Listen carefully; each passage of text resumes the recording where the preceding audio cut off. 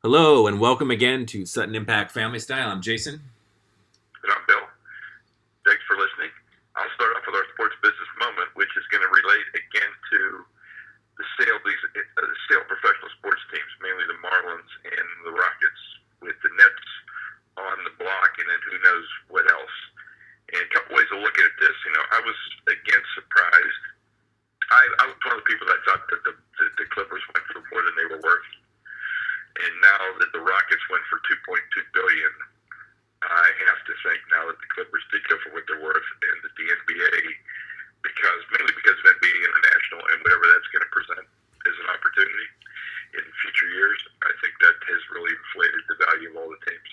So I think that there'll be more and more teams put up for sale now because it's a great opportunity for people to cash out.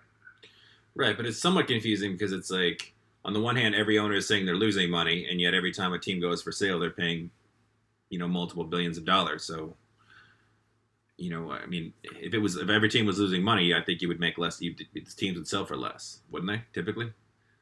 Yeah, I don't think the Rockets were losing money then. Oh, okay. And I don't think Clippers. I don't think either of those teams were losing money. The Nets, I would believe the Nets were losing money. But let's see what they go for, and let's see if they sell the whole thing, which I don't think they're going to do. I think they're only going to sell maybe 48 or 49, 50%, and not the building. So we'll see where that one goes. But that'll be the next one to watch.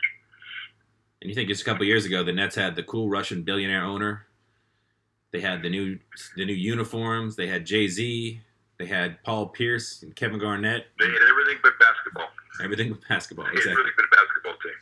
They were ready though. Yeah, it looked like everything was going to be there, and then they made some really bad basketball decisions, and it's been tough. It's been difficult. So let's see where it goes. Especially with people as anti-Nick as they are currently, with the way the Knicks are run and the fact that Dolan is going to be that owner forever, it seems like. There was a real opportunity for the New. That goes. Now Carmelo's gone now, and I know we're going to talk about that, but now that Carmelo's gone, you really are starting over now with the guys that you think you want to have there. So let's see what they do. They got plenty of money to spend, that's for sure. New York has always been an attractive destination. I just have a feeling that the LA Lakers are going to be more attractive of a destination. It's true, without a doubt. Which I guess brings. Let's talk about the Carmelo thing, because that was huge. He just added Oklahoma City the day before, and then all of a sudden the deal got done. Yeah, and this is like a deal where the Knicks were just whoever they could get that wouldn't put them. Like, I know they didn't want to deal with the Rockets because he had the Ryan Anderson contract lingering. Yes. And they were able to get, Enes Kanter, who's a decent, backup center. Offensively, he's a great player. Defensively, he's a turnstile. Yeah, defensively, he leaves a little bit, but offensively, and again, pair him with Porzingis. And then you got Dougie McBuckets and a second-round pick. But I think that what Sam Presti's done. Whatever it turns out to be. Yeah, but Sam Presti has gotten Paul George and Carmelo Anthony for the guys we just mentioned. Plus, they got out from under that Victor Oladipo contract. And again, as an Orlando person, I love Oladipo. I think he's an exciting, fun player. But I think he's your 6th, 7th man off. He can't be a starter. Yeah, he's not a starter. And then Sabonis. Who's, again, a nice player, but is he a starter? No, he's not his dad, that's for sure. At least not now. No. But, I think, we talked a little bit earlier off the air. And, the one thing I really like about this trade for Oklahoma City is they're obviously very relevant this year. Very. It's very scary when you have Paul George, Carmelo Anthony, and Russell Westbrook all free agents or pending free agents. But those three guys, that's a nice big three, especially if, and this is what I was talking about off the air, is that, Olympic Carmelo is very different than New York Knicks Carmelo. True. Olympic Carmelo seems to be much more of a distributor with the ball in his hands, plays a little more solid defense, and really sort of embraces being, because Carmelo hasn't had, as exciting as the unicorn. Surrounding cast. Yeah. No doubt. Because Porzingis is still sort of developing what he is. Mm-hmm. But when Carmelo plays on, granted, I know you're playing with LeBron and Chris Paul and, 12 other or 10 other NBA All-Stars. But now he's got two guys to run with, plus the very underrated Patrick Patterson. I think Steven Adams is now can be the 4th or 5th option, which is where he should be. Mm-hmm. And then if they can, and then Andre Roberson. And I don't know what else their bench is going to consist of. I think they're the second best team in the NBA. I think on paper they're I think they're better than the Cavs. honest, I think they're better than the Rockets. I don't think they're as good as the Warriors, but anything can happen during the course of the year with injuries and players having off years and everything else. So we'll have to see. But it makes the West much, much more exciting. Puts the Thunder way over the salary cap, and very interesting in that look at the size of the market. It's one of the smallest markets in the NBA. I know. It's going to be interesting to see, what other revenue they get, but who knows? Who knows? I will have to wait and see how this plays itself out. And again, I know we're basically, on the. It's scary that we're so close to the actual NBA season, but it's a week of football. Now this trade made them a 12-month league. It did. Because they hadn't done anything in September, and all of a sudden they're the news again in September. So now they start playing next month, so they became a 12-month league.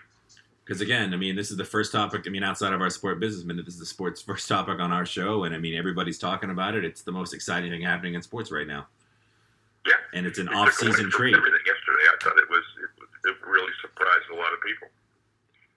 Well, like you said, it came out of nowhere. Like they were talk of maybe Portland, but he seemed like he was dead set on the Rockets or nowhere, and all of a sudden Oklahoma City popped up. I wonder if other teams knew how cheap he could get Carmelo for the other contenders. I don't know. I also just think that he was going to be picky where he went, and he was going to force them to trade him, which he did. And he ended up going somewhere he wanted to go, which was a contender. And he got everything he wanted, and the Knicks got rid of him, so maybe everybody's going to be happy. Yeah, and I know the one other trade rumor that popped up was that the Knicks were trying to get Tristan Thompson in a deal for Carmelo Anthony, and the Cavs rebuffed them. Which I guess tells you what LeBron thinks about Carmelo versus Tristan Thompson on some level. Boy, you just thought the Cavs had made that trade in a heartbeat. I know, because it's like you get out from under Tristan Thompson, and, you lose a little defensively, but I think, I don't know. I like that. I don't know what else was involved in that trade, but apparently that was the sticking point. So it was kind of crazy really interesting. That was turned away. Interesting situation. It really was. Well, I had a horrible weekend as a fan with Oklahoma State and the Steelers losing. And as I was watching Mason Rudolph yesterday, started watching the game, and I said, boy, he'd be a nice replacement for Ben Roethlisberger. And then I decided he is Ben Roethlisberger because they both try and throw the bomb consistently, and they both get very frustrated when they can't throw the bomb, and it throws them off their game. And I saw it now 2 days in a row and ruined my weekend.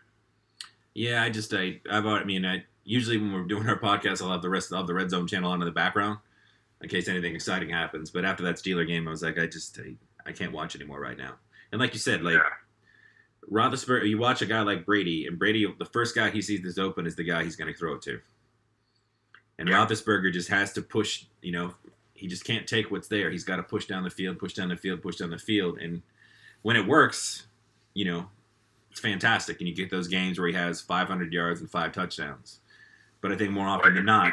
I didn't see the end of the Patriots game. I have not seen the play. All I know is when Houston scored and went up, I think they went up 33-30. 33-30. They went 33-30, and I thought, too much time left. Brady's going to win. And not only did they win, I think they had a 2-point conversion, too, to make sure a field goal couldn't tie him. Yeah. So, I don't know. It's just nothing. That team doesn't surprise. It surprised me when they lost. Surprised me the game was close. But I'll tell you what, again, with the game on the line, there's nobody in sport I would rather have with a ball than Tom Brady. And I hate to say that, but it's true. And I know that if Brady would have been quarterback in the Steelers today, last possession, they would have won the game. And I like Roethlisberger. I just don't think that he is doing what he needs to do to manage the game correctly, or Haley or whatever they are. But let's get off it before I go crazy. Right. But this has been, an ugly NFL season to say the least so far. Very. So let's talk about the anthem today, and Trump and all the players in the NBA and the NFL. And now we had a baseball player kneel for the anthem. Trump is succeeding in uniting the athletes against him for sure. It's true. And again, not to bring him up every week, but now you feel like you got like Kaepernick. Why don't you want him now? I didn't hear Kaepernick's name today in this last 3 days. I didn't even hear it. Right, because he's not. That's everything else now. The Steelers decide to stay in the locker room. That sets off a Twitter explosion because they're letting Trump win, or they're kowtowing to Trump. And Alexander Villanueva comes out and is that dissension among the team. It's created a firestorm. And you had the locked arms, which I think is a great demonstration, a great point to make. Let's see where it goes. I mean, this is obviously it's the world against the sports world against Trump right now. Trump took on Goodell, he took on the teams, he took on the players, he took on the league, he took on everything. I know, and even the owners that he golfs with on a regular basis, like Kraft, said how disappointed he was in Trump's comments. And, Goodell has sort of basically said as much as he can in that sort of way without trying to anger anybody else. And like you said, it's creeping into Major League Baseball. We'll see where else it goes. So it's... Yeah, I mean, it's crazy. And then I guess the big thing is is it going to actually result in anything? Because, I mean, that's ultimately where it comes down to. Are we actually going to get some kind of results? Well, the funny thing is, before, when it became a flag protest instead of a protest against the police, now it's a Trump protest. So right. Again, it's taken on a life of its own on a different agenda, in my opinion. It kind of has shifted. Now it's Trump versus the sports world. And then Mark Cuban came out and said you don't want to get on the wrong side of sports. Yeah, and now it's, is Trump's calling out patriot and fire players and everything else? I mean, run our, I don't want to get political, but I was going to say run our country and stay out of sports. But again, this is sensitive stuff. Yeah, and not to get political, but with him, it's almost like, no, don't do anything with our country. Maybe you should just keep tweeting about sports until your 4 years are up. Because maybe that's better for us, too. We'll have to see.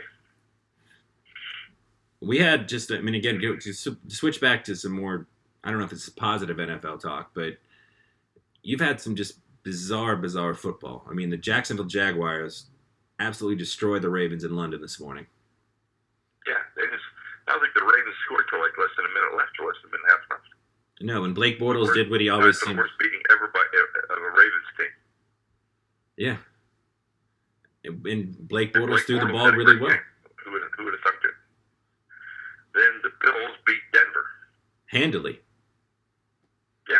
Yeah, the Bills, the Bills look legitimate. We've already vomited about the Bears beating the Steelers, but maybe the Bears aren't as bad as they were at 0-2, so I'll hold out some hope there. And Dolphin fans the Dolphins got destroyed by the Jets today. Jay Cutler looked completely inept. And then across the way, you got Jacoby Brissett, 3 touchdowns against the Browns. And, as a person that has a lot of Browns friends, for some strange reason, it sort of started to look like, especially against the Steelers, that they were really, like, maybe on the come up. Like, that they were finally starting to put their pieces together. And you were like, what? In a game against... I predicted they'd finish ahead of the Bengals. Right. In a game against who everyone said, at least 3 weeks in, was the worst team in football, who was starting their third, if you count Andrew Luck as the guy they want to start, and then they tried to start whoever that bum was last week, and then they went with Brissett this week, and they went out and destroyed the Browns. It just, just look around, just a very, very confusing league. And then Tampa Bay, who I was very high on, got smashed by the Vikings today. With a backup quarterback. With a backup quarterback, who looked terrible against the Steelers last week. Yeah. It just shows you the league is, there is a lot of parity, but it just seems more erratic than usual. I mean, maybe the wise guys are causing all that happen in Vegas. I don't know, but it seems crazy to me. I know a lot of the talking heads have basically said that they feel like because the preseason has been cut so short, they've been blaming the NFLPA. So I'm assuming those headlines are being written by, the people that own the newspapers that own the NFL teams, because they're mad that there's not enough preseason, there's not enough tackling, and that the preseason has now basically become September for these actual players. And that's why we're seeing such sloppy football. Could be. And I don't know. I was like, I'm not sure if that's the case or not, but you never know. I'm surprised that you're right. It's been a crazy day. And it's been a crazy, 3 weeks of the NFL season. I don't feel like, well, maybe, I don't know who's really good, I guess is what I'm saying. Well, I want to see a new World Series champion. I want to see somebody that's not won it before. So at this point, I was hoping the Angels were going to get in. That doesn't look like it's going to happen now. So I am all in on the Astros. All in on the Astros, huh? All in on the Astros. They've never won. So I'm all in on the Astros. Good season for Houston. Yeah, I mean, it's they played well. They've unified. Harvey hit this city, and the city came back behind the team. It's kind of fun to watch. Yeah, no, they have that like New Orleans Saints. I'm going to be an Astro fan for the month of October. Because we certainly can't be Pirate fans anymore for this year. No, I can't be a Pirate fan. In fact, I haven't watched the Pirate game for like 2 weeks. Which is just crazy. For me, it's anyone that knows you. It's hard to believe I haven't watched the Pirate game in 2 weeks, but I haven't. And I think the only other really big sports story was the Canelo fight that had the one really wacky judge. And now we're all set up for the rematch, right? We're negotiating rematch stuff now. Now we already negotiating rematch stuff. But somebody brought up an interesting point. It is odd that they always fight 12 rounds as opposed to 13 or 11. Yeah. Like, you would think you would fight enough rounds that you would guarantee that somebody, I mean, I know there's, you can push, but I mean, it would make the odds slightly better that you wouldn't end up in a tie. True. But again, you have an odd number of rounds. It just makes sense. An odd number of rounds. I've never thought about it before, but I have no idea why they don't do it. No. As soon as I said that, I was like, well, that makes a lot of sense. Like, I know you could still have ties, obviously, depending on how the scores went. Yeah, right? you could rule one round a tie, and then the other ones, you'd split the number of rounds. But it does feel like you would Crazy, but have less ties that way, though. yeah. But, I mean, I guess that's, it helps with rematches and everything else. But, I mean, I don't know. I don't know if that would help boxing or not. No. College football is not a lot different. Some very exciting games. Some last-minute wins by some ranked teams, but still the ranked teams won. Florida won its 31st game in a row, I think, over Kentucky. And that was really, really close. I was really hoping Kentucky would pull that very, one very off. close. Penn State squeaked out one on the last play of the game against Iowa. So, I mean, it's interesting games. 3-0 Vanderbilt did go 4-0. For now. That was I think it was a 58-0 whitewash. Yeah, it's just a weird time for football. We'll see where we end up in college and in pro. It is. But I'm really looking forward to the NBA season now more than I was before. And it's been good for the NBA to kind of get everybody's juices cooking and thinking about things and being excited about it. Even with the season starting 2 weeks early, in some of these markets, they probably wish it started tomorrow with the new super teams they have, like in Oklahoma City, and the players in Houston. I mean, it's fun and exciting. And I do wonder too, now that we have another super team, and you look to the city that I currently live in, New Orleans, and the Pelicans, you have, a team that quite honestly can't compete. And they've got two big, chess pieces on the board. Obviously, Boogie Cousins is a free agent after this year. And Anthony Davis is in a couple years. But, I mean, I know he's already mentioned the trade rumors. But if he's the kind of guy that, either one of those two guys, if they could end up on, one of the, end up on a Houston, end up on a Boston, end up on a Cleveland, like, one of those guys could really, really push it, Because, again, I think there's a lot of teams now where you're looking at the landscape, and I know it's probably against sports nature to say that we don't have a chance to win, because that's not what sports is about. But at the same time, you're just looking at the landscape, and you're saying we don't have a chance to win. Barring... There's a lot of people now talking about the haves and have-nots in the NBA. It's really... If you have 6 or 8 teams that really have a legitimate chance, and 23 or 24 teams that really don't, what's that going to do to attendance in those markets, and what's it going to do to the NBA as a whole, and where is this all going to go? So I think it's a legitimate question. It obviously seems like this is more than a fad. This is a trend now. Yeah, and I got to say, as a somewhat agnostic, NBA fan, I love this, I mean, I only go to a few games a year, and the ones I watch on TV. But now I get to watch, some of the best teams in basketball going head to head. But at the same time, like, I know if I was in Orlando, still back there where we got great seats, and all of a sudden it's Orlando versus Atlanta. Orlando versus Portland on a Monday night. Are you in or out? I'm probably out. Probably out. Probably watching TV at home. And especially if, the choice is either go to the game or I can stay home and watch, Cavs Celtics or, Houston, Oklahoma City or Golden State, Oklahoma City. Like, those are the games I want to watch. Those are the ones that are going to give my eyeballs. The first game I'm going to this year is Oklahoma City at Minnesota. See, that's exciting because, again, Minnesota is another one of those like young pup teams that probably isn't ready to go. And then the next week, I'm going to actually go to Boston at Oklahoma City. Ooh. That is an exciting game. Two really good basketball games very, very early in the season. And again, it's like you said, the haves and have-nots. But when the haves are playing the haves, it's must-see television. Now I want to watch. I got to see what's going to happen. That's going to be the. And I'm sure the TV networks are going to make sure they have the Habs playing the Habs as many times as they can. Of course. But again, in your local market, are you going to wait till the Habs come and see the Habs come play your team? It's going to be tough. Very tough.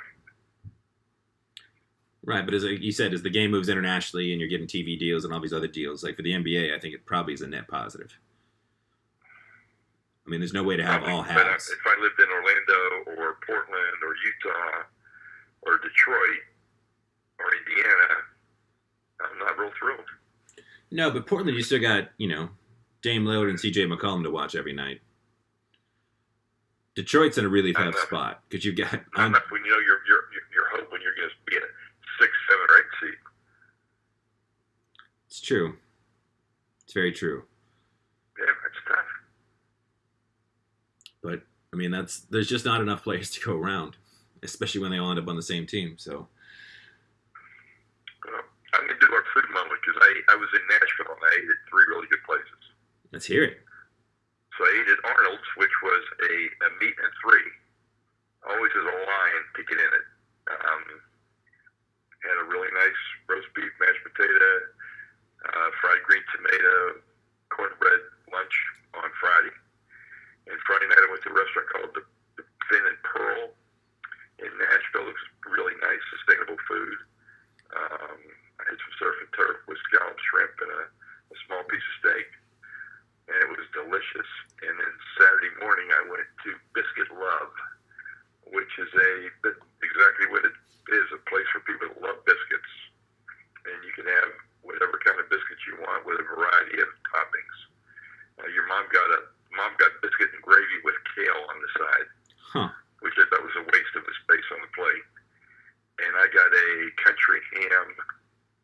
I got a Southern Benny, which was a country ham, biscuit and gravy with 2 over medium eggs on top. And it was pretty good. It sounds pretty good. I feel like when you get the side of kale, you're basically sort of, you're trying to justify your biscuit eating by being like, well, I had something. And that's what I told your mother that. I said, that's what you're trying to do. You've sold more gravy on the kale. But it's good. It's really good. Nashville had some really good food all the time. Nice. And this week I'm headed to Kansas City, so I will be eating barbecue. Of course. And I'm going to Kansas City Joe's, which we both knew was Oklahoma Joe's, on Tuesday night. And that's one of my favorite barbecue spots in the country. Love the sauce, love the fries, love the brisket, love the ribs. It's excellent. Love the beans. It's all good. Well, I know last week I gave a recommendation, and now having seen all 8 episodes, I almost want to sort of withdraw my recommendation of The Sinner. Oh. It continued to be very dark and disturbing, and I think what could have saved it was the end, the last episode. But I feel like they really did not stick the landing. And I know I'm somewhat of a, people that know the kind of stuff I read and write, I do like sort of, darker, edgy stuff. But this was a show that had a lot of really disturbing things, and it seemed like there was only one way you had to sort of end it on a downer, and to somehow end it with some kind of a oddly happy ending just felt really out of place. And the end result, once we got to the mystery, it was a lot less satisfying than you had hoped. It never had, and it was never like a True Detective season 1 or something that had all that intrigue where you were like, I can't wait to see, each episode. But it was a nice solid mystery for the first few episodes, and that's what sort of pushed me to to tell you people that you should go see it. But now I'm sort of backing off. It's nothing. Don't have to avoid it, but it's lost my seal of approval, I guess would be. Well, I am looking forward in my looking forward segment. I'm looking forward to the release. I think it's next week of Sleeping Beauties by Stephen and Owen King. I just read a review in the Tampa paper, and it sounds outstanding. And it's already been optioned for the screen, I think, TV series by the producers of True Detective. That sounds great. And what's crazy is really good review, really exciting. And I've been watching Ken Burns, the Vietnam War, and I got to tell you, there's nobody can tell a story like Ken Burns. I mean, it's incredible. I watched 2 episodes, and I knew more about the Vietnam War after those 2 episodes than I did, and I grew up with it. I mean, there were things I had no idea about that Ken Burns has gotten all the facts and everything, and it's a great reporting because he interviews soldiers from the book, interviews Viet Cong, South Vietnamese Army, North Vietnamese Army, and American soldiers. I mean, he interviews everybody. And so you get the perspective, and I mean, one of the perspectives is nobody won. Everybody loses in a war like that. But it's just interesting how it's all portrayed. So that's been a great series. And I'm looking forward to the premiere of a couple different series this week, including your NCIS New Orleans, and Blue Bloods, and Sheldon, and whatever else comes on this week. Well, I just watched back to the Stephen King expanded universe that seems to be just blowing up all over the place. I just watched the trailer for Jared's Game, and it looked great. And is that on Hulu? That's actually it's a Netflix original. Okay.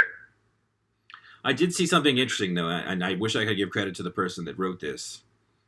But they said, and they used The Dark Tower as a perfect example of when Stephen King goes wrong.